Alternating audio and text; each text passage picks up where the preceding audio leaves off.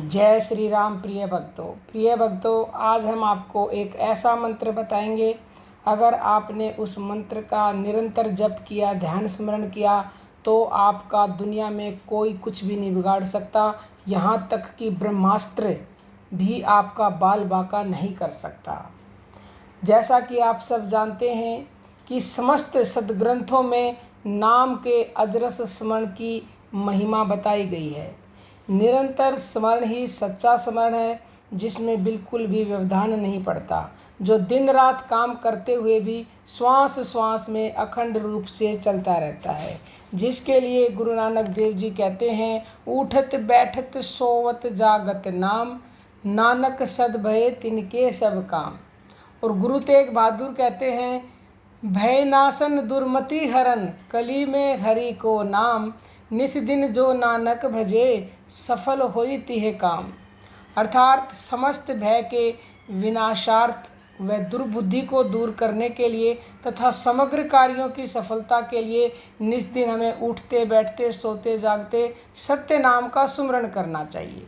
सुखमनी साहिब कहते हैं, सांस सांस सुमरो गोविंद और मन अंतर की उतरे चिंद। सांस सांस सुमरो प्रभु अपना, संत संग नित रहिए, एक आधार नाम धनु मोरा, नानक आनंद यह लइए। गुरुवाणी में लिखा हुआ है। श्वास श्वास में निरंतर नाम का ही स्मरण करना चाहिए, यही जीवन का सार है।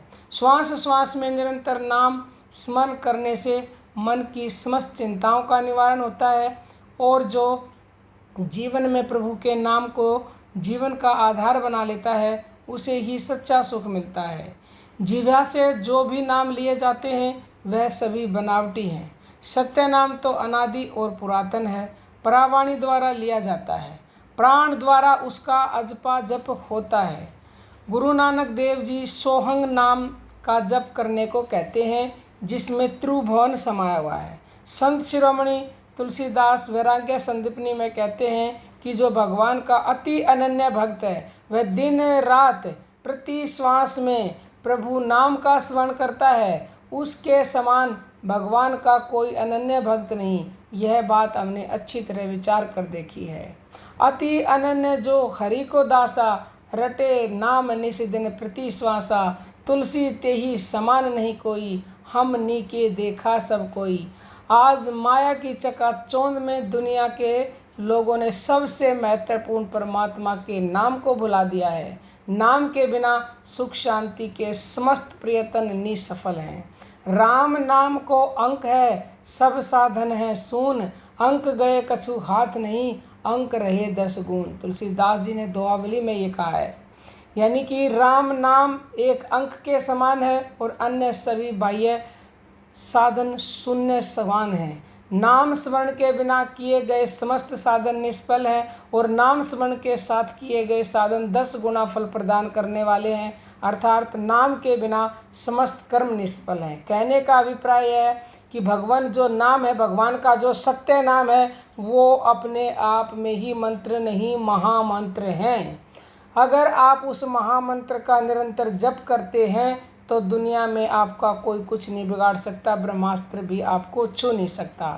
मानव समाज को सुखी और संपन्न करने के लिए हर संभव प्रयास किए जा रहे हैं। बड़े बड़े वैज्ञानिक, राष्ट्रीय अध्यक्ष तथा राजनेता एड़ी चोटी का जोर लगाकर मानव को सुखी करने का प्रयत्न कर रहे हैं, लेकिन कहावत ही सिद्ध हो रही है कि जो जो दवा की मर्ज बढ़ता ही गया, आखिर कमी क्या है। संत कहते हैं कि आज के लोग भगवान के सच्चे नाम को भूल गए हैं, उससे विमुख हो गए हैं। वह नाम ही सुख व आनंद का केंद्र बिंदु है। यदि मानव उसे ही भुला दे तो फिर वह कैसे सुखी हो सकता है। इसलिए आज संसार की समस्त वस्तुओं को पाकर भी आज का मानव दुखी है। एक कथा के द्वारा समझिए कि किस तरह ब्रह्मास्त्र आपका कुछ नहीं बिगाड़ पाएगा। एक राजा के राज्य पर एक बार एक शत्रु ने आक्रमण कर दिया। उस राजा का सेनापति बड़ा पराक्रमी था। जब वह घोड़े पर सवार होकर हाथ में तलवार लेकर युद्ध भूमि में जाता था तो निश्चय ही विजय प्राप्त करके लौटता था। परंतु इस बार जब उसने युद्ध भूमि में शत्रुओं पर विजय प्राप्त करने के लिए घोड़े पर बैठकर एड़ लगाई तो दुर्भाग्यवश घोड़ा लड़खड़ाकर सेनापति सहित शत्रुओं के बीच गिर पड़ा और गिरते ही घोड़े की मौत हो गई। सेनापति भी शत्रुओं से गिरकर मारा गया। फलतः राजा के राज्य पर शत्रुओं का अधिकार हो गया।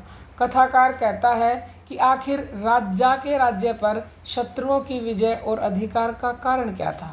कारण था एकमात्र कील का अभाव।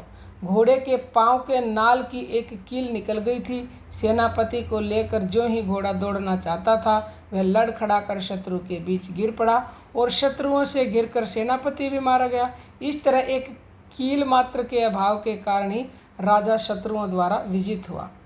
आज के वैज्ञानिकों ने न्यूक्लियर बम, अणु बम, परमाणु बम जैसे विध्वंसक आयुधों का निर्माण किया है जिससे सारा संसार नष्ट भ्रष्ट किया जा सकता है। प्राचीन काल में भी ऐसे विध्वंसक आयुध हमारे देश में थे। रामायण और महाभारत में ब्रह्मास्त्र के प्रयोग की बात की गई है। अश्वत्थामा ने जब पांडवों पर ब्रह्मास्त्र का प्रयोग किया तो श्री कृष्ण की प्रेरणा से अर्जुन ने भी उसके शमन के लिए ब्रह्मास्त्र का प्रयोग किया। दोनों ब्रह्मास्त्र आपस में टकराते उससे पूर्व ही महर्षि वेदव्यास और नारद उन दोनों ब्रह्मास्त्रों के बीच प्रकट हुए। उन्होंने दोनों महारथियों को अपने अपने ब्रह्मास्त्र को तर्कस में वापस करने का आदेश दिया। उन्होंने कहा कि ये ब्रह्मास्त्र मनुष्यों पर चलाने के लिए नहीं है, क्योंकि यदि दो ब्रह्मास्त्र आपस में टकरा जाएंगे तो सारी पृथ्वी ही प्राणी शून्य हो जाएगी। 12 वर्षों तक पृथ्वी पर वर्षा नहीं होगी और भयंकर दुर्भिक्ष पड़ जाएगा। विचारणीय बात यह है कि जिन ब्रह्मास्त्रों द्वारा सारी पृथ्वी विध्वंस हो जाती, उन ब्रह्मास्त्रों के बीच में आकर भी महर्षि वेदव्यास और नारद का बाल भी बाका नहीं हुआ। उन महर्षियों के पास ऐसी कौन सी शक्ति थी, कौन सा मंत्र था? तो प्रिय भक्तों, वह आध्यात्म की शक्ति है, वह भगवान नाम रूपी मंत्र है। जो मंत्र हम सब के अंदर है, जो नाम हम सब के अंदर है, वही नाम उनके अंदर भी है, वही राम नाम उनमें है, जिसको हंस भी कहा गया है क्योंकि हंस नाम का प्राणी सबके अंदर विद्यमान है। उसी आध्यात्म की शक्ति से, उसी मंत्र की शक्ति से भगवान शिव ने हलाहल का पान किया। उसी आध्यात्म शक्ति के बल पर प्रहलाद की रक्षा हुई। मीरा की रक्षा करने वाली भी वही आध्यात्म शक्ति है, वही प्रभु नाम है। वस्तुतः आध्यात्म की शक्ति अपार है, भगवान के सच्चे नाम सच्चे मंत्र की शक्ति अपार है। उसी आध्यात्म की शक्ति से युग युगांतरों से संतों और भक्तों की रक्षा होती रही है और होती रहेगी। आप भी चाहते हैं कि आपका दुनिया में कोई बाल बाका ना हो, तो निरंतर नाम जपना शुरू कर दीजिए, जैसे भी आप जानते हैं शुरुआत में, और उसके बाद जपते जपते आप भी उस आध्यात्म शक्ति तक पहुंच जाएंगे, उस सार नाम तक पहुंच जाएंगे, उस सत्य नाम तक पहुंच जाएंगे, जिसको जानने के बाद उसका अभ्यास निरंतर करेंगे तो आप भी ब्रह्मास्त्र को फेल कर सकते हैं। ब्रह्मास्त्र का आप पे असर नहीं होगा, ये बिल्कुल 100% है। शास्त्रोक्त हमने ये बताई। आप इन बातों को मात्र भाषण ना समझें, क्योंकि जब तक करेंगे नहीं तब तक कुछ मिलेगा नहीं। सुन के इसमें से सार तत्वों के ऊपर मंथन करें और अपने जीवन में उतारें, तभी लाभ होगा। बाकी अर्जी हमारी है और मर्जी आपकी है। जय श्री राम प्रिय भक्तों।